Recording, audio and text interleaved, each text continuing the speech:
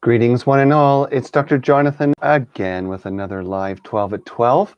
I hope you're subscribing to my YouTube page because when I hit 1,000, I'm going to be able to get away from this computer and do this on my nice fancy mobile device with a clear camera and nice lighting.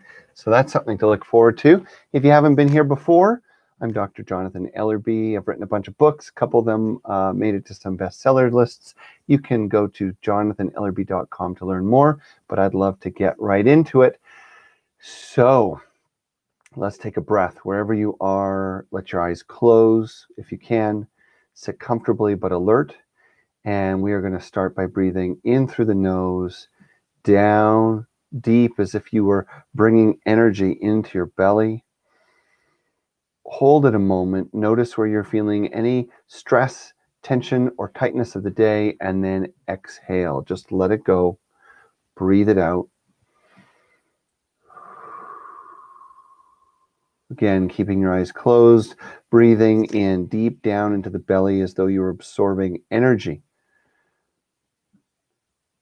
from the breath of life, from the spirit that is ever present. Whenever you breathe in, hold it. Notice where you're feeling tension, resistance, just the busyness of the day, and then breathe it out, really concentrating on those exhales. And for your next breath, we're going to breathe in through the nose. This time, imagine you're breathing into your heart. Imagine that the breath actually fills your heart with energy. Your physical heart, your spiritual heart, your emotional heart. And when you breathe out, imagine you're breathing out love and compassion. So you breathe in, you feel the center of your being nourished. You feel your own heart being soothed. And then you exhale like a gift to the world, a blessing for the world, a prayer for the world.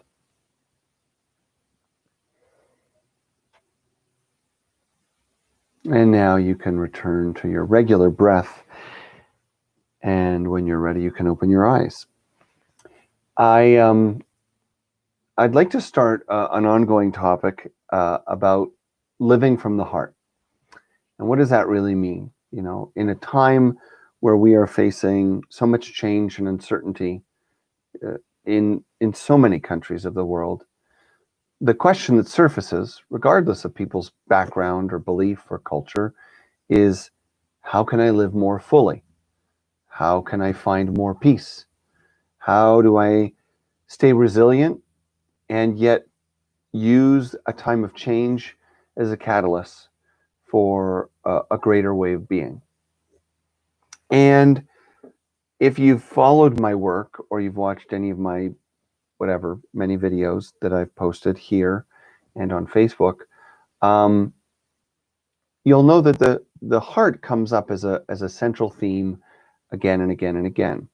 Now, we can answer these questions about how we should live and the evolution of consciousness and all these, big philosophical and metaphysical things that are coming to our attention during these times.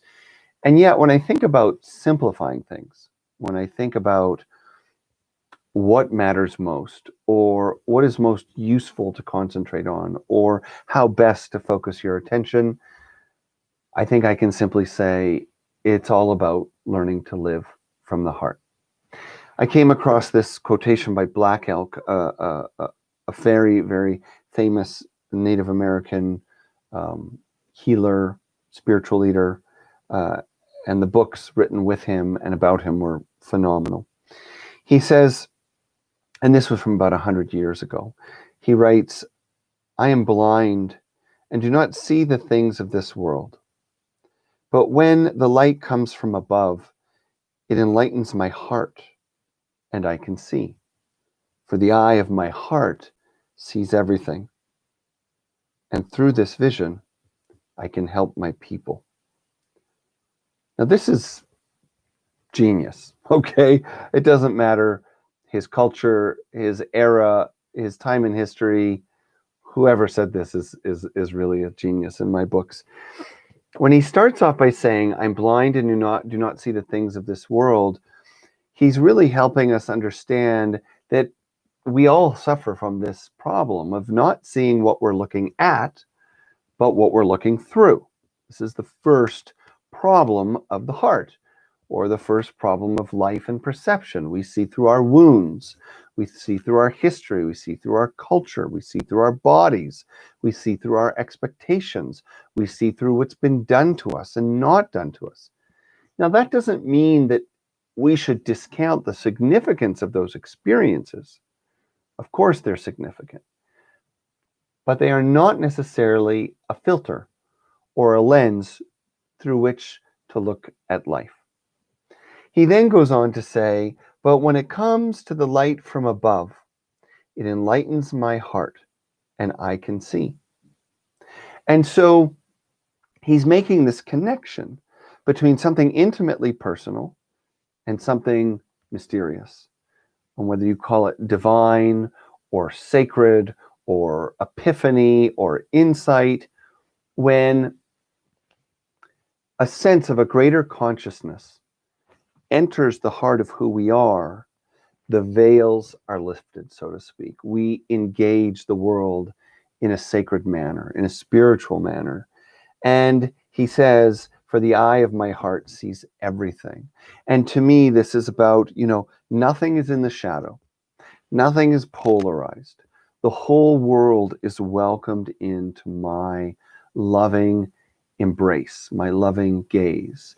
And then he finishes by saying, and through this vision, I can help my people, which in itself affirms that just because he's seeing through the eye of his heart doesn't mean the world is a perfect place.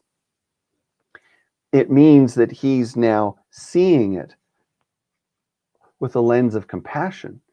And precisely because it's not a perfect place, he can utilize that new vision to be engaged. And this is another important topic that comes up for a lot of spiritual seekers and wellness seekers today, which is to question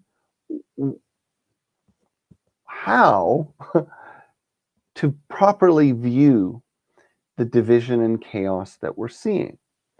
And I believe that there is often a misunderstanding that perception is reality, as opposed to understanding that perception itself is a kind of vehicle.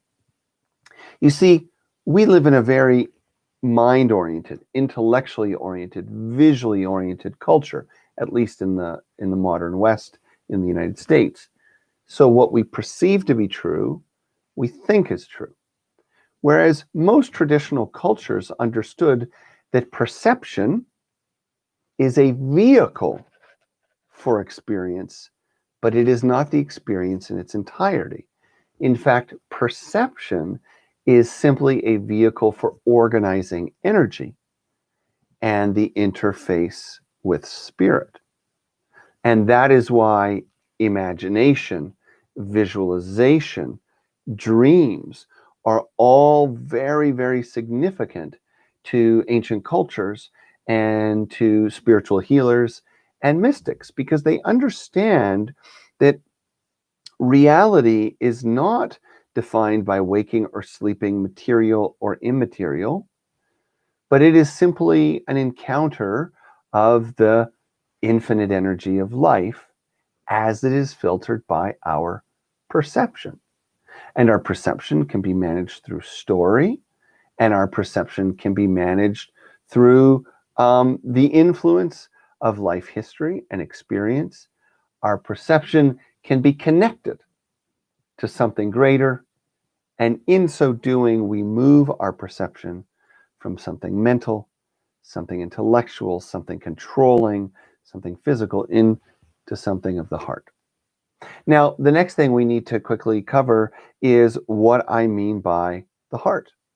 Because very often we find this term confusing, or we use it in kind of competing or contradictory ways. So someone might say, well, I don't want to be a part of that group or that relationship or that experience because they broke my heart, or it breaks my heart to be a part of that. And in that sense, we're really talking about our emotional heart. Happy, sad, angry, nervous, and so on. But there's another heart within, isn't there? You might say a heart of the heart. And this is the heart that is unconditional. This is the heart that is not emotional. Remember, emotions, the emotional heart experiences things as personal, permanent, and pervasive. And this is why we can be so overwhelmed and impacted by the influence of our emotional world. But in the deeper heart, everything is quite the opposite. Nothing's really personal. Everything is transient. And we know that we are embedded in a great mystery, that we are just fortunate to be conscious within, that life is a daily process of learning to love and loving to learn, letting go in the process. Well, we're almost out of time, and we've already covered more than a few actually really important points about the heart and the nature of the Sacred Heart. But I want to leave you with one last thought, and that is that when we consider the four dimensions of self: mental, emotional, physical, and spiritual, mind, body, heart, and soul, it's important to recognize that of these four, the most agile, flexible, adaptable, and resilient in this human life is the heart. The body, of course, is vulnerable to illness, disease, aging. It is truly capable of great miracles, but it is always in a state of struggling for balance. The mind itself may seem infinite, vast, creative, and powerful, but it's brittle in many ways, and it's easily co-opted by the ego. It easily moves towards the body and favoring that which we perceive, that which we can prove. To be entirely in your soul, of course, is to be entirely disconnected from what's going on in this real world. And so what we find is that the spiritual heart, the heart of the heart, the soul of the heart, whatever you want to call it, it is the center point that allows us to be both spiritual and human at the same time. It is the heart itself that allows us to be rooted in soul and yet interacting with the world of matter and thought. The heart of our four dimensions is the most multi-dimensionally diverse place that we can plant our identity, plant our perception, and root our daily choices and decisions. There's a lot to say about that, but we're out of time. We're going to go into the heart more. We'll talk more about all these different points that I brought up today, but you'll just have to come back another time. So thank you for joining me. Again, don't forget to subscribe to the YouTube channel. If you like this, share it with someone. And don't forget, there's a whole bunch of free stuff on my website, jonathanellerby.com. No strings attached. You don't even have to sign up for the emails. I'm just grateful you're here. I'm grateful you're there. I'm grateful we can do this together. Okay, lots of love, and I'll see you soon. Bye-bye. I got to figure out where to shut this thing off. Peace.